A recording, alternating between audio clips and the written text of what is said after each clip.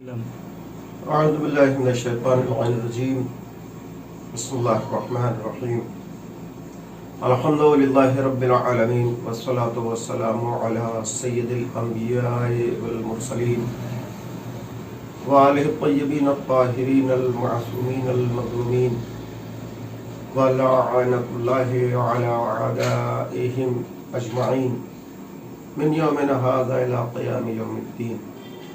اما بعد فقد قال اللہ الحکیم بسم اللہ الرحمن الرحیم ومن يعظم شعائر اللہ فإنها من تقوى القلوب. عزیزان گرامی، ناظرین محترم، دنیا اتنی خود غرض ہے کہ جب کبھی بھی طاقت میں ہوتی ہے تو اپنے طاقت کا استعمال کر کے اپنے اغراض و مقاصد کو حاصل کرتی ہے، اور کبھی کبھی طاقت میں ہونے کے باوجود اپنی گندی سیاست کی وجہ سے حکومت کو وسیع کرنے کی خاطر، حکومت کو وسعت دینے کی خاطر کبھی ایسا کرتے ہیں اگر مقابلے کی سکت نہیں ہے تو سامراجی طاقتیں، کچھ لٹیرے کمار جن کو یہ تمیز نہیں کہ طاقت کا استعمال کس طریقے سے اور کہاں کیا جائے، ان کی پشت پناہی کر کے سامراجی طاقتیں اپنے مقصد کی تکمیل کی خاطر انسانیت کا خون بھی بہا دیتی ہیں اور بہت بڑے سے بڑے مقصد کو پامال کر دیتی ہیں دوسرے کے. یہی ہوا. خلافت عثمانیہ مسلمانوں کی ایک بڑی حکومت کے نام سے جانی جاتی تھی، اور عیسائیت، سامراجیت، ان کی حکومت کی وسعت کی خواہش اور پھر مشرق وسطیٰ جو ان کے دست نگر میں نہ تھا اس پہ قبضہ کرنے کی خاطر وہاں کے ہی عیسائیوں کے ذریعے سے نجد کے، عرب کے، جو آج سعودی عربیہ کہلاتا ہے، پہلے وہ حجاز کہلاتا تھا، حجاز کے کچھ عیسائیوں کو تیار کر کے نجد کے ڈاکوؤں کے پاس بھیجا گیا، اور یہ کہہ کے کہ دیکھو ان کو اس طریقے سے برانگیختہ کرو، قبیلہ بڑا ہے، جنگجو ہیں، بغیر سوچے سمجھے حملہ کر دینے والے ہیں، اور اس لیے اپنے طاقت کا استعمال کہیں بھی ان کو اشتعال دلا کے کرایا جا سکتا ہے. اس لیے گئے جانے کے بعد ان سے کہا کہ دیکھو یہ خلافت عثمانیہ جس کا مرکز ترکی تھا، تو ان کو برانگیختہ کیا، یہ کہہ کے کہ ترک اور ہم عربوں پر حکومت کرے یہ ہمارے لیے ننگوار کا سبب ہے. تو پھر اتنی بڑی حکومت، اس کا مقابلہ کیسے کیا جائے گا؟ گھبراتے کیوں ہو؟ ہم کس لیے ہیں؟ ہماری عرب حمیت کیا مر گئی ہے؟ ہم بھی آپ کے صاحب کا ساتھ دیں گے، تلواریں بھی ہوں گی، گھوڑے بھی ہوں گے، لوگ بھی ہوں گے. اس طریقے سے نجد کے مشہور ڈاکوؤں کے جو بڑا قبیلہ تھا ان کا ساتھ دینے کی خاطر اپنے مقصد کو استعمال کیا سامراج نے، اور وہ ڈاکو آمادہ تیار ہو گئے، برسر تیار ہو گئے. سیدھا ان کے سامنے مثالیں تھیں، خانہ کعبہ، حرم امن الہی، مکہ مدینہ منورہ، حرم الہی، امن الہی، حرم رسول. لیکن ان کو برانگیختہ کیا گیا کہ تم گھبراتی کیوں ہو؟ یہ ترک ہیں، ان کو مار کے کسی صورت سے بھی بھگاؤ، اس لیے کہ ہم پر حکومت یہ کریں گے. تو کہا امن کا جگہ ہے، اتنا تو تھے، ڈاکو تھے، لیکن معلوم تھا یہ امن الہی ہے، مکہ ہے، مدینہ ہے. تو ایسے میں انہوں نے مثالیں دی کہ کیا تم یزید سے بڑے حکمراں ہو؟ یزید نے اپنے مقصد کی خاطر جب اس نے دیکھا تو مسجد نبوی کو پامال کیا، وہاں پر کتنے صحابہ کو خون بہایا، صحابیات کے ساتھ بدکاریاں کرائی، پوری فوج کو، حرم رسول کو 3 دن تک مباح کر دیا. کتنے ناجائز بچے پیدا ہوئے، سارے صحابی، صحابیات، 700 حافظ قرآن اور کتنے صحابی سب قتل کر دیے گئے، سب کا خون بہا۔ یہی حال مکے میں کیا، خانہ کعبہ پہ حملہ کر کے خانہ کعبہ پہ حملہ کیا، وہاں پر خانہ کعبہ کو آگ لگائی تھی یزید نے۔ تو یہ سب مثالیں ان کے پاس تھیں، اسی لیے سب سے پہلے انہوں نے نزدیک ڈاکوؤں نے حملہ کیا مکہ مکرمہ پر۔ وہاں کے حاکم جو وہاں کے گورنر تھا عثمانی خلافت کا، عثمانی سلطنت کا، اس نے کہا کہ ہم نے الہی کو ملوث خاطر رکھنا ہے، اس لیے خون خرابہ نہیں ہوگا، کوئی تلوار نہیں چلائے گا۔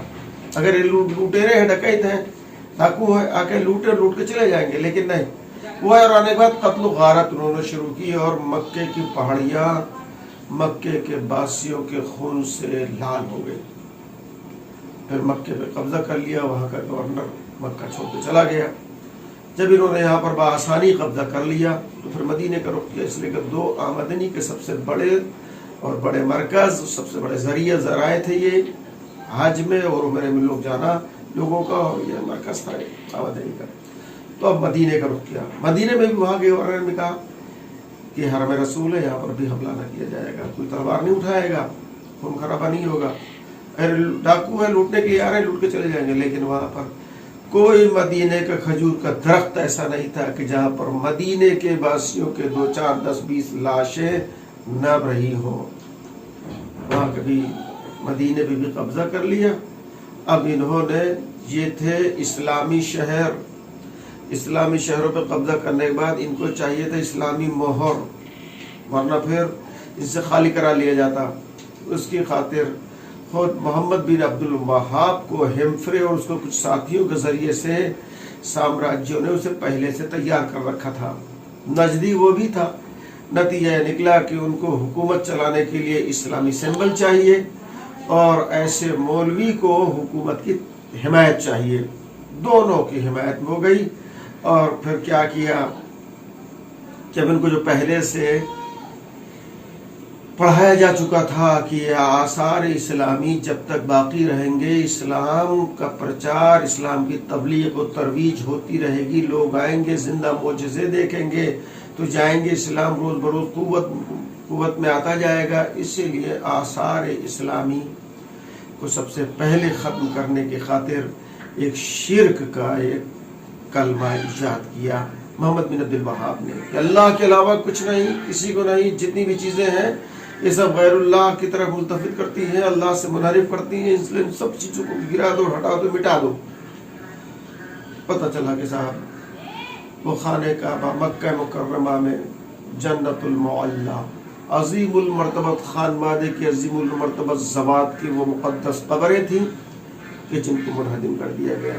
رسول اللہ نے صلی اللہ علیہ وآلہ وسلم نے جہاں سے چاند کے 2 ٹکڑے کیے تھے، پتہ چلا وہ جگہ باقی۔ آج شق القمر کا معجزہ کوئی آثار ہے کہ یہ ہوتا ہے کہ جہاں پہ کھڑے ہو کر اللہ کے نبی نے یہاں سے کوئی حج پہ جاتا تو بیان کرتا، دیکھتے لوگ متوجہ ہوتے کہ یہاں پر کھڑے ہو ہمارے نبی نے شق القمر کا معجزہ کیا تھا۔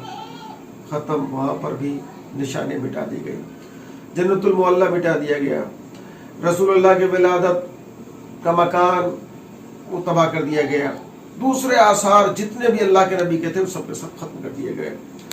آثار ختم کرنے کا مقصد کیا ہوتا ہے؟ آثار اس لیے ختم کیے جاتے ہیں کہ اگر آثار رہیں گے تو مؤثر کی یاد آتی رہے گی۔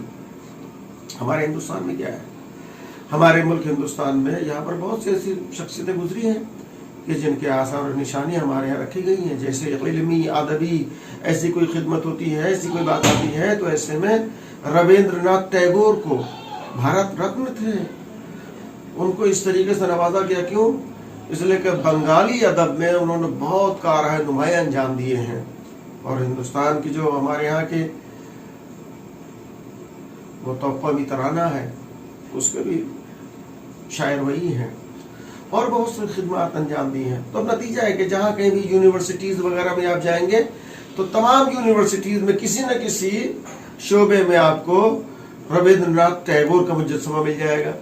جہاں بھی امن پسند لوگ ہوں گے، ہندوستان چھوڑ دیے، ہندوستان کے باہر جہاں مظلومیت کے حامی ہوں گے، ظالموں کے مخالف ہوں گے، ایسے ملکوں میں پتہ چلا آپ کو مہاتما گاندھی کا مجسمہ مل جائے گا۔ کیوں؟ اس لیے کہ اس کو دیکھ کر کے امن یاد آتا ہے۔ ٹیگور کو دیکھیں، ان کا مجسمہ دیکھیں گے تو علمی خدمات اور علم اور ادب اور تہذیب اور کلچر کی باتیں یاد آئیں گی۔ تو جہاں جہاں بھی کسی کے اثر کو باقی رکھنا ہوتا ہے تو وہاں پر اس کے آثار کو زندہ رکھا جاتا ہے۔ بہت ساری دنیا بھر کی مثالیں ہیں، نہیں مثالیں دینا، بس اتنا مختصر کہ جہاں کہیں بھی کسی کے اثر کو زندہ رکھنا ہے تو آثار ہوتے ہیں۔ اب اسلامی دشمنی کی سب سے بڑی علامت اس سے بڑی اور کیا ہوگی کہ جس خانوادے کی قربانی اور جس کے خون سے اسلام کو جڑیں سینچی گئی اور اتنی بلندی تک پہنچی اور آج دنیا بھر میں لا الہ الا اللہ محمد رسول اللہ کے صدائے ہیں، اسی خانوادے کے سارے آثار کو مٹا دیا گیا۔ یہ اسلام دوستی تھی کہ اسلام دشمنی؟